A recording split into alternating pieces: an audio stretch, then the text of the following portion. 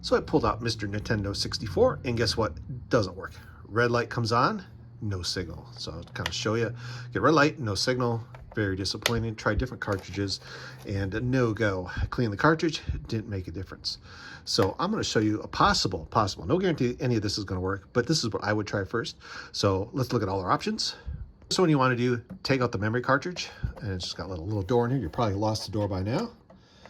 And I usually just kind of give it a little pry, because these aren't really meant to be ever taken out once they're in there, because there's no reason to take them out. And what you want to do is clean the contacts, not that side, but all the little pins. And you want to be very gentle with this. I actually use contact cleaner. You want to use contact cleaner. Don't use brake cleaner or anything else like that. Get contact cleaner. It's worth the money. It's going to pay for itself every time you use it. And I just kind of, either you can spray it down, or you can put a little bit on here, or you can use some alcohol and kind of just go across the pins nice and easy like that. I'll just kind of show you here really quick. And I'm going to give this a little squirt off camera. Oops. There we go. Got it nice and juicy. And just kind of gently go across the pins. Clean them up, because you can do the back too if you want. Just to kind of make sure those are all good and nice. And I let it air dry. This stuff dries really fast. And then we're going to put it back in. Of course, make sure you put it in the right way. And we're going to turn it on, give it a try. And let's see, put the cartridge in. And I have multiple cartridges to try, because I'm not sure. I don't know if they're good, because I can't really tell. And turn it on, and nothing. So next we're going to do is we're going to try swapping out the cable. I do recommend getting an extra cable, like this one here. It's like maybe 10 bucks. It's always great to have one of these, because you can use it for anything. You know, you move this around, put it away, and you can't find a cable. Well, this one's like a universal. It's got Xbox 360, Xbox, PlayStation. Let's see, PlayStation 2, PlayStation 1. So different PlayStations, and of course, GameCube and Nintendo 64. I do have the original one right here. And so I was wondering, maybe this guy has gone bad. It is kind of loose, but you never know. Maybe the composite's bad, so you're not going to get any kind of signal or something that's bad in here. Maybe the pins are damaged. Hard to tell. But I tell you what, always pick up an extra one of these, especially these universal ones. These are fantastic. Dirt cheap, and it gives you the option to plug in all the old consoles that you want to, especially like the Xboxes and stuff like that. Really cool. And of course, we're going to plug that in back here. And this one actually fits really nice. So there you go. Actually, kind of clips in, and then kind of give it a test. And if I've already gone through this, doesn't work.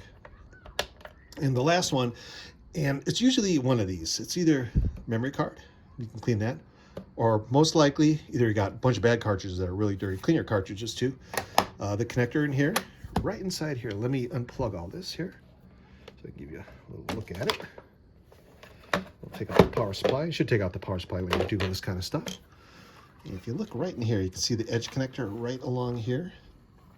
What I do, it's going to be a little tough to get even a small Q-tip in there. So maybe you want to get some like soft material, maybe like a very, very thin rag, something very thin that you can slide along inside there. So you want to give a little contact cleaner on the rag and wipe it along there, or some alcohol. I always use alcohol. Or you can just kind of use this stuff, and you can spray this on electronics because it's contact cleaner. And that's what we're going to do on this guy. Let me get this out of the way. If you want to keep as much plastic stuff, you know, as possible away from this, because it could potentially melt. But like this is for contacts. And I just kind of go to town, just like that. And then I, of course, let it dry before you turn it on or plug it in. Make sure you do unplug your unit when you're doing this. And then we're going to give it a test. But like I said, I do let it dry. I do this where it's maybe in the garage or outside, because it's really stinky. And wear gloves. Get on your hands. This baby's going to burn. So now we're going to give this guy another try. So it's usually one of those. If it's not one of those, you got something wrong with your motherboard. And then that's a lot more work.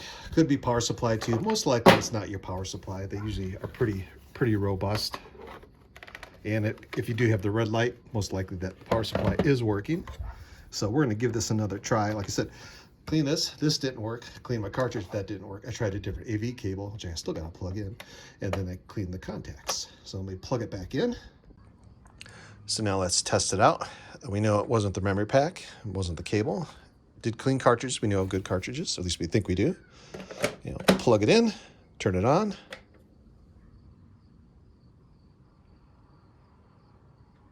Anybody? Let's try it one more time. There we go. No controller pack found. Game cannot be saved. That is true. There is no controller pack in here. We'll say continue. And there you go. We're back in action. And there you go. We got our Nintendo 64 back. A couple options, of course. Cartridge, slot, could be the cartridge, you know, could be a lot of things. You might also unplug your joystick just to make sure maybe the memory pack, oh, here's the memory pack. Maybe something's messing up. It could be anything. It could be a lot of different things. But that's the simple things I would try first. After that, it's probably Mr. Motherboard.